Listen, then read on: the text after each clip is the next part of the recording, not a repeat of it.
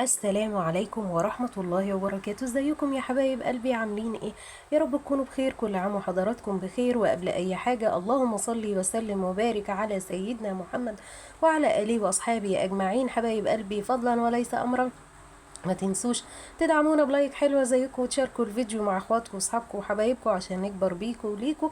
حابة اذكركم ان تفسير الاحلام ما هو الا اجتهادات، والله تعالى اعلى واعلم. النهارده ان شاء الله هنقول مع بعض تفسير رؤية اسم نعمة في المنام.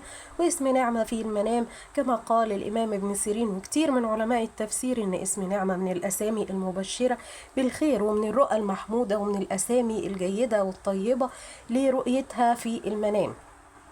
واسم نعمة في المنام يدل على تحقيق الأمنيات والأحلام اللي كان بيسعى ليها الرائي من فترة طويلة.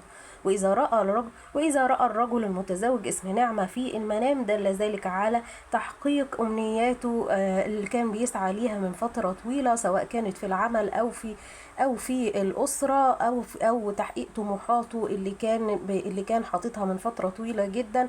والله تعالى أعلى وأعلم. وإذا رأت المرأة المتزوجة اسم نعمة في المنام فدل ذلك على النعمة والفضل اللي ربنا كرمها بيه من ذرية ومن خير في أسرتها وفي بيتها وفي حياتها. والله تعالى أعلى وأعلم. كمان اسم نعمة في منام المرأة الحامل بيدل على قدوم الخير والسعادة ليها ولجنينها، وكمان بيدل على كثرة النعم اللي هي عايشة فيها واللي ربنا كرمها بيها. وعلى الرائية في الحالة دي انها تدعي ربنا، انها تحمد ربنا سبحانه وتعالى وتدعيه بانه يدوم نعمه عليها. كمان اسم نعمة في منام الفتاة العزباء علامة على قدوم الخير او دليل على قدوم الخير والنعم الكتيرة ليها في الفترة المقبلة. والله تعالى أعلى وأعلم.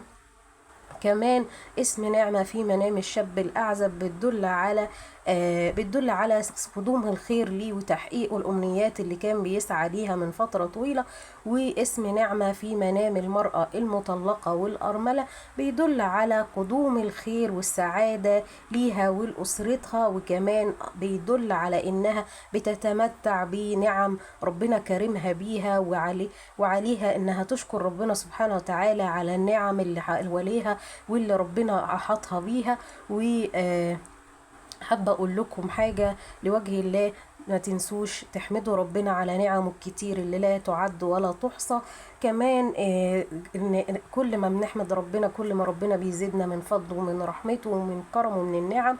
فما تنسوش تدعوا ربنا كتير إن ربنا يديم علينا النعم ويغير حالنا دايما لأحسن حال. والله تعالى أعلى وأعلم. أشوفكم الفيديو الجاي على خير. دمتم في رعاية الله وأمنه. السلام عليكم ورحمة الله وبركاته.